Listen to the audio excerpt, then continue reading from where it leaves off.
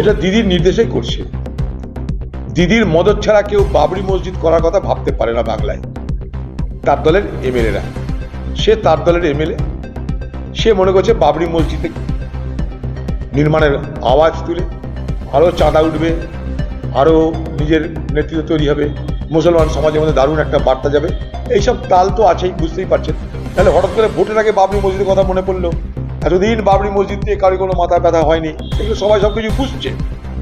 কিন্তু বাংলার মুখ্যমন্ত্রী মমতা ব্যানার্জি, যিনি আমাকে হারানোর জন্য সেই এমএলএকে দাঙ্গায় ব্যবহার করলেন, দাঙ্গা লাগালেন, হিন্দু মুসলমান বিভাজনের রাজনীতি করালেন, সেদিনও দিদি কখন তার বিরোধিতা করেনি, নিন্দা করেনি। যখন সে বলছে 70% মুসলমান, 30% হিন্দু মুর্শিদাবাদে, আমরা মনে করলে সব হিন্দুকে মেরে গঙ্গায় ভাসিয়ে দিতে পারি, সেই ক্যাসেট, সেই বক্তব্য দিচ্ছে যে তৃণমূল দলের এমএলএ, যে এখন বাবরি মসজিদ করতে চাইছে।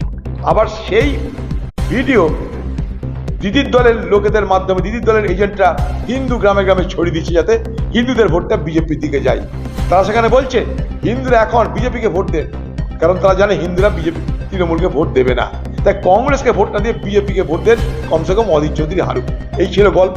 সেদিন নির্বাচন কমিশন সেদিনকে এটার উপরে আপত্তি তুলেছিল, নিন্দা করেছিল এই ধরনের মন্তব্য এবং এই ধরনের ঘটনার জন্য। বাংলার মুখ্যমন্ত্রী কিন্তু না বিরোধিতা করেছে, না নিন্দা করেছে, না এটাকে অসমর্থন করেছে।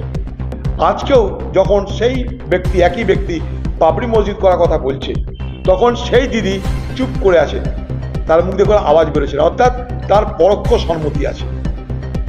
সে তার ভাই দেখে বলছে আমি মহাকাল করছি, আমি জগন্নাথ মন্দির করছি, আমি দুর্গাঙ্গন করছি, এবার মুসলমানদের জন্য কিছু কর, লে একটা বাবরি মসজিদের গঠন নির্মাণ করার গল্প বলে দাও। তার জন্য দিদি চুপ করে আছে।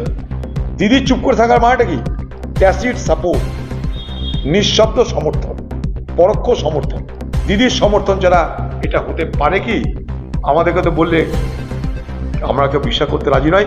দিদির দলের এমএলএ, সে বাবরি মসজিদ বানানোর কথা বলছে, দিদি জানে না, সারা পৃথিবী জানে, সারা পশ্চিমবঙ্গ জানে, সারা মুর্শিদাবাদ জানে, কেবল দিদি জানে না তা তো নয়।